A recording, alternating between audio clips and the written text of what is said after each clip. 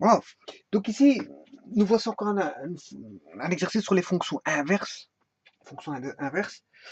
On demande donc l'inverse de cette fonction-là. Bon.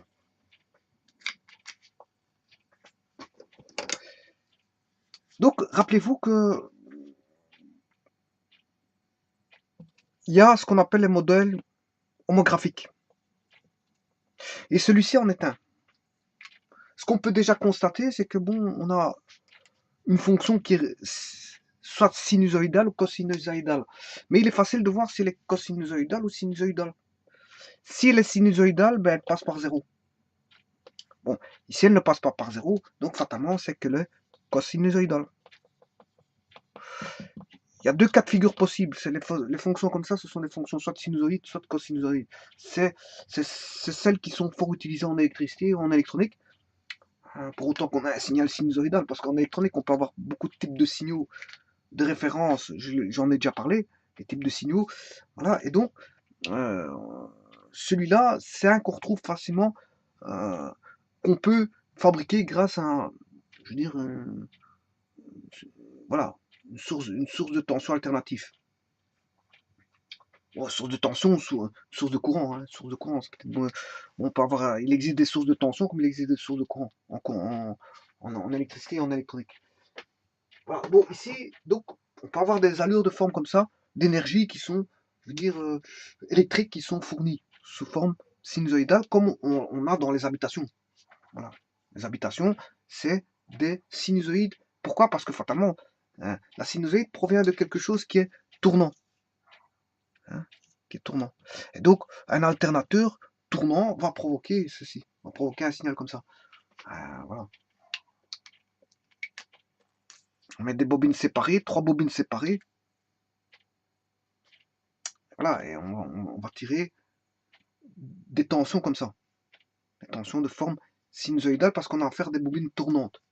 Et quand on a du triphasé, fatalement, on a 3 bobines comme ça. Hein. Trois bobines, oui, mais on a 3 allures de tension comme ceci qui sont chaque fois décalées pour avoir des tensions symétriques voilà, décalées de 120 degrés. On a ce qu'on appelle les déphasages. Bon.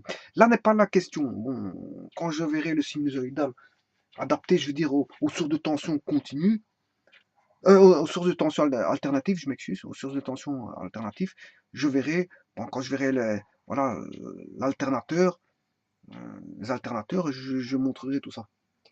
Voilà. D'ailleurs, dans les voitures, on a des alternateurs hein, qui fournissent une tension comme ceci, mais pour avoir du redressement, il y a un redresseur qui permet de redresser, avoir de la tension voilà, continue.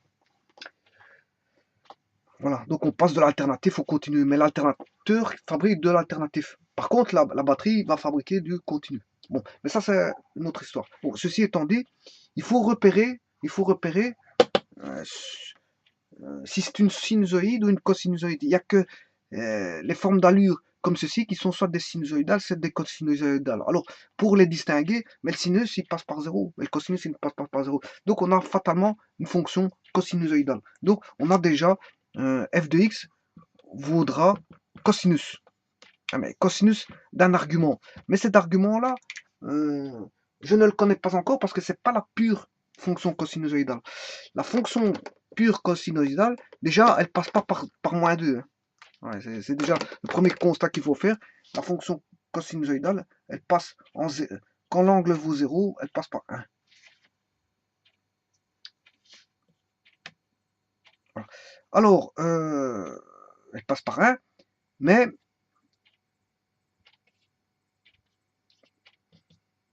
quand on a un 90 degrés, le cosinus vaut 0. Donc, mais ici, on a une référence qui est pi sur 4. Elle passe en 0 en pi sur 4. Alors que, voilà, en pi demi, elle devrait passer par 0. Ensuite, en pi, elle doit valoir moins 1. Donc ici, on a dit que c'était pi demi. En pi, elle doit valoir moins 1. Or, ici, j'ai pi sur 4. Pi demi,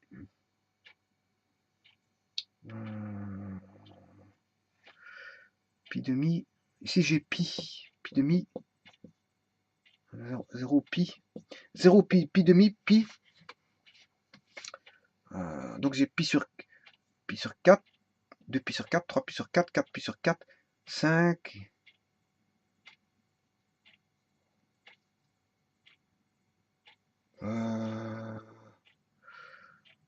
Ici on a 270 degrés. Donc j'ai pi sur 4, 2 pi sur 4, 3 pi sur 4, 4 pi sur 4, 5 pi sur 4, 6 pi sur 4, ce qui fait 3 pi demi. Voilà, c'est ça.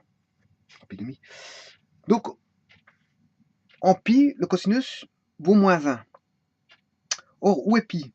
Si j'ai pi sur 4 ici, pi il est là. Je m'excuse. Si j'ai pi sur 4 ici, pi demi il est là. Pi demi qui vaut 3,14 divisé par 2. Donc, pi sera ici quelque part.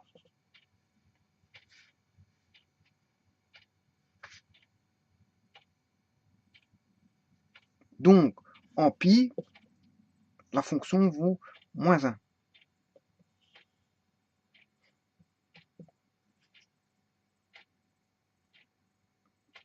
Et puis, on se retrouve en 3 pi demi pour avoir 0.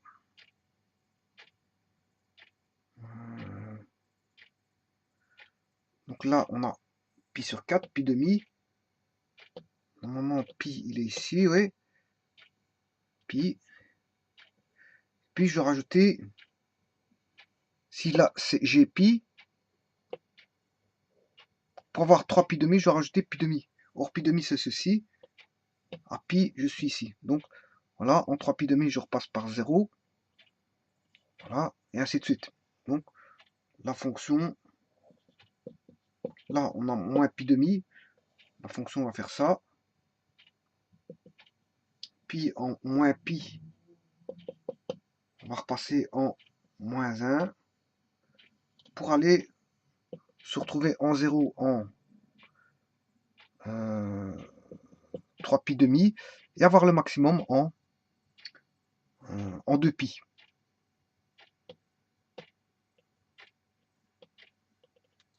2 pi qui serait ici. Et de là, si vous voulez, de là à ce point-là, on a bien une période qui vaut 2 pi. Je passe d'un max à un max sur une période. Donc si je démarrais ici, j'ai un maximum, plus 1, c'est un maximum.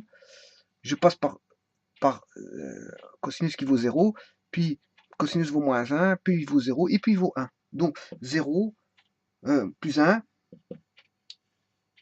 0, moins 1, 0, plus 1. Et donc je pars du plus 1 pour arriver au plus 1. Donc plus 1, 0, moins 1, 0, plus 1. Moins, plus 1, 0, moins 1, plus 0, plus 1.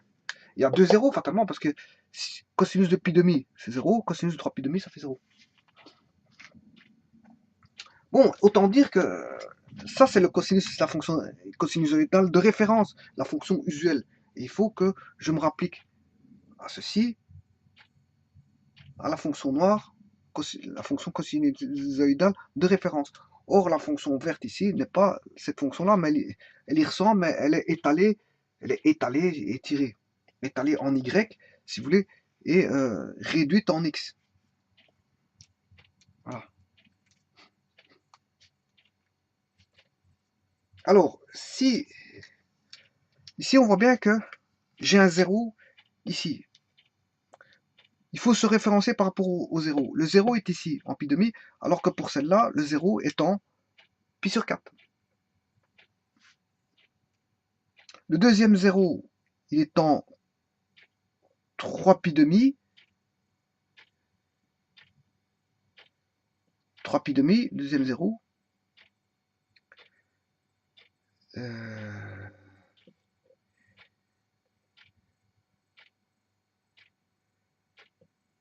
Là, on a pi sur 4. Ce qui voudrait dire ici,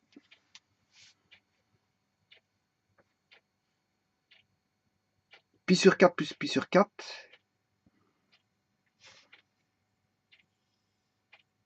pi sur 4. Là, je suis bien en pi demi. Et là, je suis en pi demi plus pi sur 4.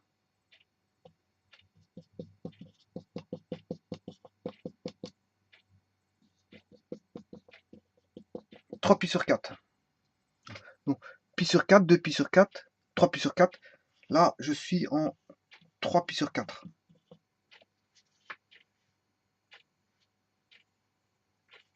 Pi sur 4. Voilà. Ce qui veut dire 225 degrés. C'est 90 plus 45.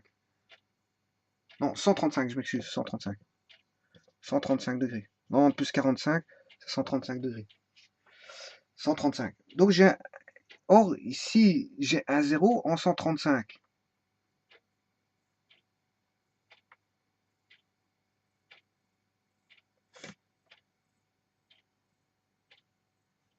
Et là j'ai un 0 pour le cosinus, j'ai un 0 en 270. 270 divisé par 2, ça fait 135. Donc on a bien divisé les x par 2. Bon, et je reviens à mon schéma ici. Si je divise les x par une certaine valeur, ça veut dire qu'on a multiplié les x par une certaine valeur. Donc autant dire qu'on a la fonction, si vous voulez, dans un premier temps, on a la fonction f de x qui vaut, enfin, g de x qui vaut cosinus 2x, parce qu'on a divisé les x par 2. Hein, cosinus 2x. Voilà, alors pourquoi j'ai regardé les zéros, uniquement les zéros? Parce que je ne peux pas me référencer par rapport au maximum au minimum, parce qu'on voit bien que tout est inversé. Hein. Ici, j'ai un plus 1 pour le cosinus, alors que là, on a moins 2. Donc j'ai une inversion. Donc je ne peux pas me regarder par rapport au maximum au minimum, mais par rapport juste au zéro, pour voir si j'ai eu une transformation en x en multiplication ou en division. Donc je regarde uniquement les zéros. Hein, je compare les zéros, je regarde s'ils ont été multipliés ou divisés. Parce que je ne peux pas regarder les maximums, hein, parce que les maximums, ils sont situés à l'opposé. Bon, ceci étant dit, maintenant, il faut trouver que vos...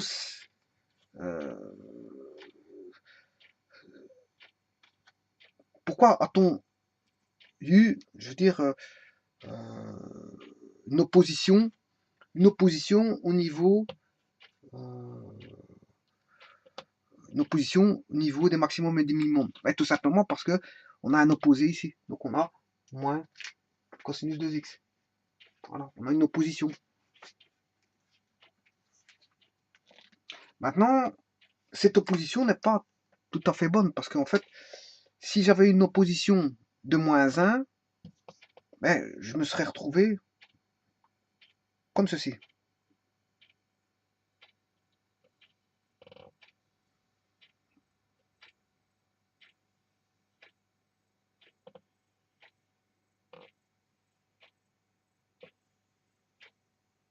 Là, j'ai moins cosinus 2x. Or, c'est pas ce que j'ai, puisque là, on a multiplié par 2.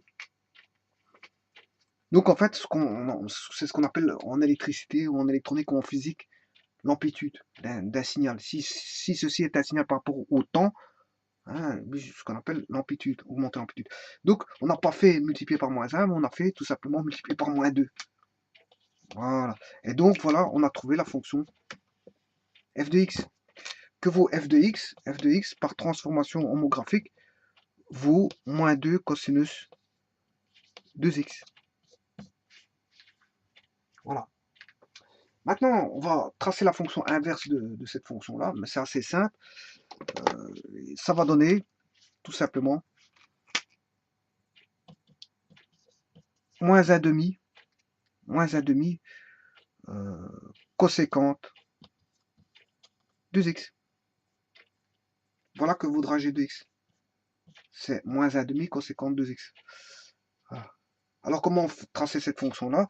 Partout où il y a des passages par 0,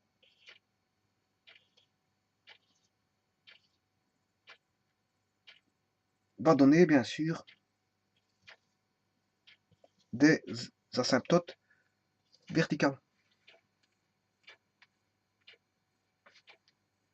Alors, l'inverse de moins 2, c'est moins 1 demi. On va se retrouver ici.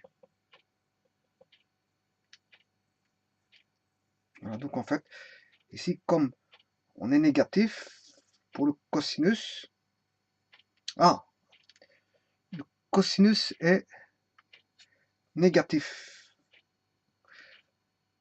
La conséquente devrait être comme ceci, mais comme on a à l'opposé, négatif, donc on doit se retrouver le cosinus est négatif ici, donc l'inverse du cosinus sera négatif, mais comme on a moins 1,5, il va devenir positif, donc ce sera 1,5. Donc en fait on aura ceci.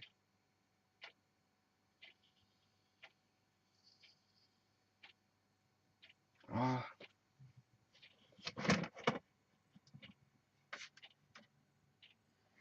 Celui-ci, il va donner donc 1,5. On aura ceci, ceci, ceci, moins 1,5, 1,5, moins 1,5, etc. Voilà. Voilà que vaudra l'inverse de moins 2 cosinus 2x. Voilà, je vous remercie.